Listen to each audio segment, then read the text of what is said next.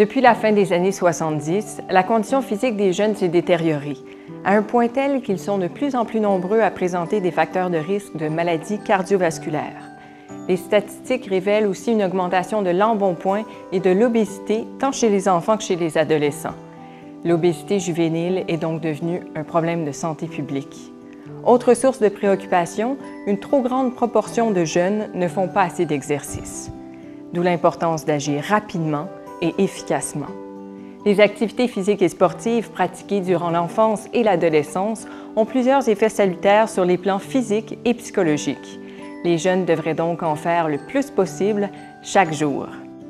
Mais pour favoriser une pratique régulière et ininterrompue, il faut agir à la fois sur les facteurs individuels et sur l'environnement socio-culturel, physique, politique et économique des jeunes. Tout le monde doit mettre l'épaule à la roue. Parents, spécialistes de la santé et de l'éducation, personnel d'encadrement des activités physiques et sportives, élus et leaders d'opinion, pour ne nommer que ceux-là. La pratique régulière et ininterrompue d'activités physiques et sportives durant l'enfance et l'adolescence a des répercussions sur plusieurs aspects de la vie des jeunes: conditions physiques, santé physique, bien-être psychologique et santé mentale, compétences sociales, habilités cognitives, réussite scolaire et autres habitudes de vie saine. Par exemple, l'exercice améliore l'aptitude cardio-respiratoire, favorise la santé osseuse et contribue à rehausser l'image et l'estime de soi. Il y a plus.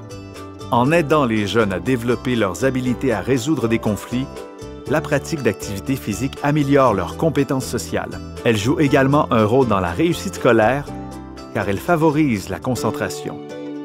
Enfin, les jeunes qui sont actifs ont tendance à avoir d'autres saines habitudes de vie, dont une bonne alimentation.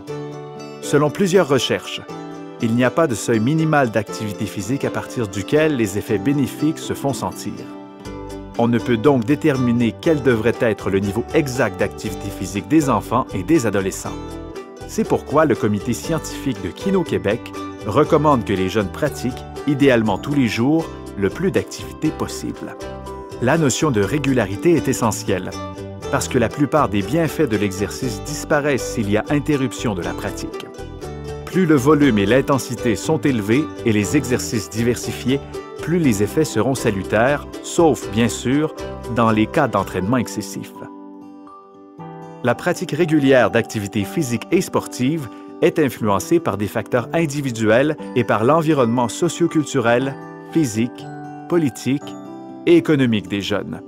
Les stratégies doivent prendre en compte chacun de ces éléments. Parmi les facteurs individuels, l'un des plus décisifs est le sentiment d'efficacité personnelle. Or, pour se sentir efficace, il faut maîtriser les habiletés motrices de base qui permettent de pratiquer plus facilement et avec plus de plaisir un grand nombre d'activités physiques et sportives. Les normes sociales constituent un facteur environnemental majeur. Par exemple, l'approbation que les jeunes perçoivent de leur entourage détermine fortement leur intention de pratiquer ou non des activités physiques et sportives. À l'adolescence, les garçons et les filles acquièrent de nouveaux intérêts. Diverses raisons peuvent alors faire pencher la balance opposant les coûts et les bienfaits qu'ils associent aux activités physiques et sportives. Le fait d'avoir plus d'occupations et de contraintes, comme les études, le travail et les activités sociales, et donc moins de temps, constitue le principal motif d'abandon. Il importe, encore une fois, que les enfants fassent le plus tôt possible des exercices diversifiés pour développer leurs habiletés motrices. Ainsi, ils pratiqueront avec plus de plaisir des activités physiques et ils seront moins tentés d'abandonner.